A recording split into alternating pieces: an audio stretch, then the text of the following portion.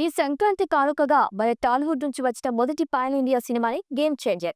Global star Ram Charan హీరోగా Maverick దర్శకుడు శంకర్ తెరకెక్కించిన ఈ సినిమా భారీ లెవెల్లో విడుదలైంది.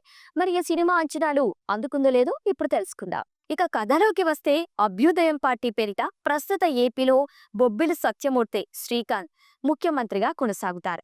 కానీ తన కొడుకు అలాగే మంత్రి అయినటువంటి బొబ్బిలి మోపీదేవి ఎస్జే సూర్యకి ఎప్పటి నుంచో ఆ సీఎం కుర్చీపై కన్నుంటుంది. ఈ నేపథ్యంలోనే అదే ఏపీకి కలెక్టర్ గా రామ్ నందన్ అంటే రామ్ చరణ్ వస్తాడు. మరి తనకి మోపిదేవికి జరిగిన యుద్ధం ఏంటి? ఈ క్రమంలో సత్యమూర్తి రామ్ నందన్ ని ఏపీ ముఖ్యమంత్రిగా ఎందుకు ప్రకటిస్తాడు? తన ముఖ్యమంత్రి అవుదామనుకున్న మోపిదేవి ఏం చేస్తాడు? ఇలా రామ్ నందన్ నడుమ మోపిదేవి నడుమ జరిగిన పొలిటికల్ వార్ ఎలా సాగింది? ఈ మొత్తానికి అభ్యుదయ పార్టీ అసలు స్థాపకుడు అప్పన్న, మరో రామ్ చరణ్ కి సంబంధం ఏంటి అనేవి తెలియాలి అంటే ఈ చిత్రాన్ని వెండితెరపై చూడాల్సిందే.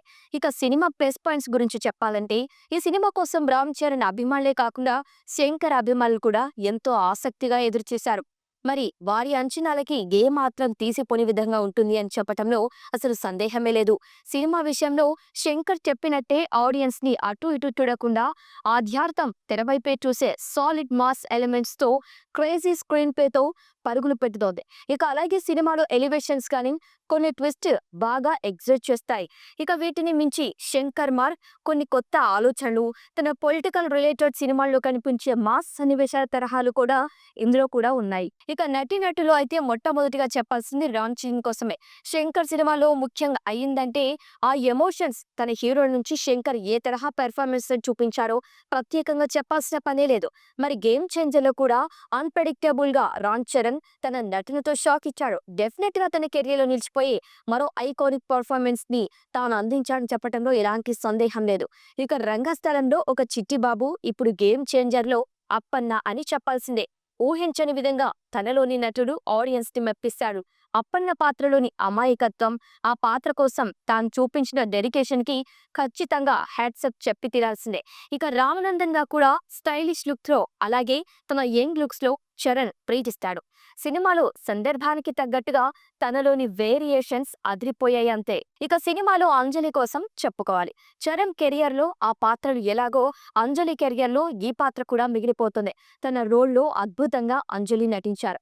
తనపై వచ్చే కొన్ని సన్నివేశాలైతే హృదయం కదిలేలా అనిపించక మానవు. ఇంకా విలన్ రోల్లో చేసిన ఎస్జే సూర్య తన మార్క్ విలనిజాన్ని చూపించారు. చరణ్ కి తనకి నడుమ కొన్ని హోరాహోరీగా సాగే సీన్స్ ఆడియన్స్ కి మంచి ట్రీట్ ఇస్తాయి. అలాగే తన మేనరిజం, లుక్స్ తో తన పాత్రలో సాలిడ్ పర్ఫార్మెన్స్ ని తానందించారు. ఇక నటుడు శ్రీకాంత్ కూడా మంచి రోల్లో కనిపించారు. ఇంకా హీరోయిన్ కియారా అద్వానీ తన గ్లామర్ తో పాటుగా నటిగా కూడా సినిమాలో కీలక పాత్రలు కనిపించి అంతాన్ని అలరిస్తోంది. అలాగే సునీల్ నుంచి చాలా కాలం తర్వాత చిన్నపాటి సహాయక పాత్ర కూడా ఇందులో కనిపిస్తుంది. ఇంకా కామెడీ అయితే బ్రహ్మానందంపై ఉన్న ఒక కామెడీ సీన్ చాలా బాగుంది. జయరాం కామిక్ రోల్ లో అలరిస్తారు. ఇక సినిమాలో పాటలు, గ్రాండ్ విజువల్స్ మెస్పరైజ్ చేస్తాయి. అలాగే శంకర్ మార్ హాట్ హిట్టింగ్ ఎమోషన్ సినిమాలో పండాయి. అలాగే ఒక ఐఏఎస్ ఆఫీసర్ కి ఉండే పవర్స్, ఇంకా పొలిటికల్ గా పలు scenes first half second half లో చప్పట్లు కొట్టిస్తాయి. మైనస్ పాయింట్స్ గురించి చెప్పాలి అంటే ఈ సినిమాలో సాలిడ్ నెరేషన్ ఉంది, కానీ ఈ తరహా కథలు కొత్తవేమి కాదు. అలాగే ఫస్ట్ హాఫ్ లో మొదటి 10-15 నిమిషాలు కొంచెం సోస్లోగానే ఉంటుంది. ఇక రామ్ చరణ్ పై ఇంట్రొడక్షన్ ఫైట్ ని ఇంకా మెరుగ్గా ప్లాన్ చేస్తుంటే బాగుండేదనిపించింది. అలాగే జరగండి సాంగ్ విజువల్స్, విఎఫ్ఎక్స్ వరకు సినిమాలో బాగాలేవు. ఆ సాంగ్ కి తమన్, ఎస్జే సూర్య చాలా హైప్ ఇచ్చారు, కానీ ఆ రేంజ్ లో లేదు. ఇంకా సెకండ్ హాఫ్ లో కొన్ని సన్నివేశాలు అక్కడక్కడ లైట్ గా రొటీన్ గా అనిపించవచ్చు.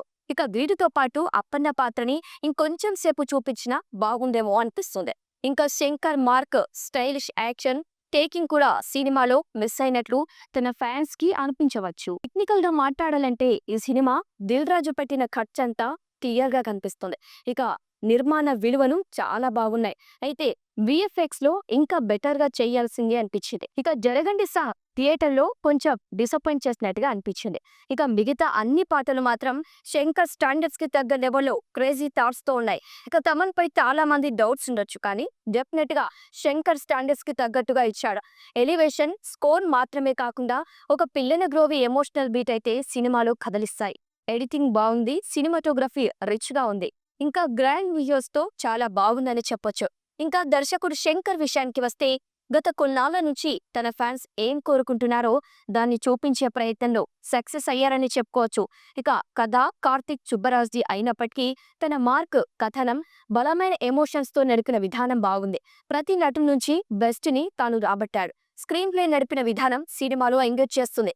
ఓవరాల్ గా తన వర్క్ సినిమాకి బాగుంది. ఇక మొత్తంగా చూసినట్టయితే ఈ గేమ్ చేంజర్ కొంచెం ప్రిడిక్టబుల్, మరికొంచెం ఎక్కువ అన్ప్రిడిక్టబుల్, సాలిడ్ ఎమోషన్స్ తో సాగే పొలిటికల్ యాక్షన్ డ్రామా అని చెప్పొచ్చు. ఇక తన కెరియర్ లో మరోసారి రామ్ చరణ్ తనలోని నటుణ్ణి మెప్పిస్తాడు. ఖచ్చితంగా చిట్టిబాబు తర్వాత అప్పన్నగా ఆడియన్స్ కి గుర్తుండిపోతాడు. ఇక నిజానికి తనపై సినిమాలో ఇంకా ఎక్కువసేపు సన్నివేశాలున్నా బాగుండేమో అనిపిస్తుంది. ఇక ఇతర ప్రధాన తారాగణం సినిమాలు బాగా చేశారు. కదిలించే ఎమోషన్స్, మంచి మాస్ మసాలా పొలిటికల్ సీన్స్ సినిమాలో ఆడియన్స్ ని ఎంగేజ్ చేస్తాయి. అయితే కొంచెం రొటీన్ కథ, కొన్ని చోట్ల ఓకే అనిపించే సీన్స్ ఇందులో కనిపిస్తాయి. సో ఇవి పక్కన పెడితే ఫ్యామిలీతో కలిసి చూడొచ్చు.